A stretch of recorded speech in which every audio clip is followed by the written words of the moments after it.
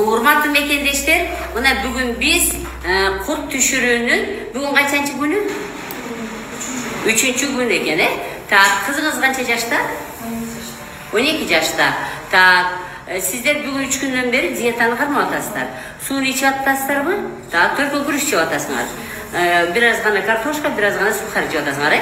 Эми урматтуу мекендештер, мына азыр биз ушул чоң кыздар, кичинекей кыздар кайсы чыкканын азыр көрөбүз.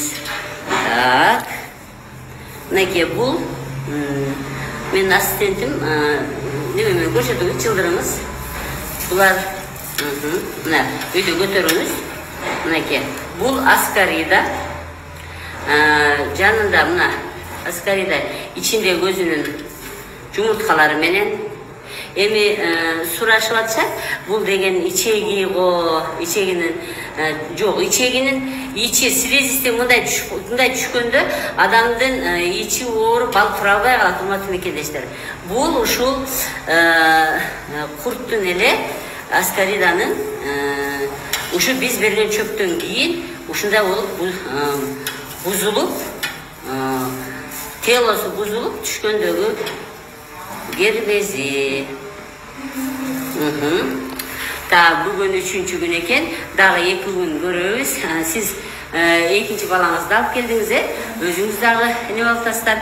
Так, мындай бир уйкудан, же мындай бир басып тургандан бир жакшы жагын өзгөргөнү билинбейби?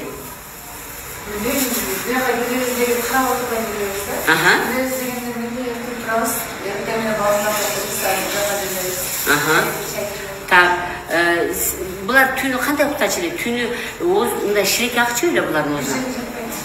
Бир жерде жатпайт, томулонуп, тияка бияка ойдолонушат, А өздөрүнө ширеке алып калчу эле. Байкабадыңыз беле? Агат, кечкисин ширеке алып калчу эле. Так, тишин кычыратат беле булар? Тиштерин кычыратат эле. Мына урматтуу мекендештер, демек, адамдын ичинде куртту биз кайдан бар экенин каяктан билебиз? Биз клиникадан, биз адамдын айткан даттануусунан билебиз. Бул эжеке 2 баласын мага ошоп кийин менин возрастыма келгенде ооруп калбасын деп 2 баласын алып келип, азыр ичиндеги курттун текшертип турган мезгили.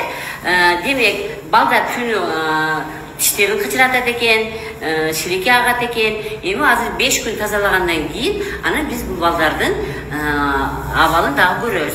Эми бир эле ушул курт эле чүрүп койбостон, эжеке жакшы бул балдарын дагы дальнейшем мүмкүн перекс менен дарылаганга алып келер, мүмкүн массажга алып келебиз, азыр көрөлү.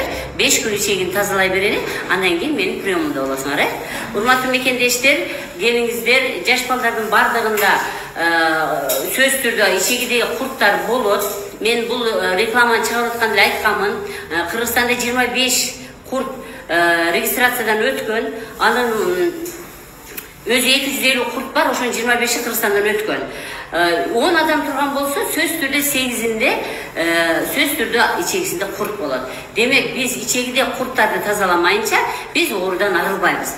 Эң биринчи оорунун астма болобу, жүрөк оорубу, ашказан оорубу, ичек оорубу дегеле адамдагы оорунун бардыгы ичегиде курттардан башталат. Адамдардын ичин тазаламайынча биз оорулардан арыла албайбыз. Келиңиздер, ден соолукту каралыңыздар, саламатта болуңуздар.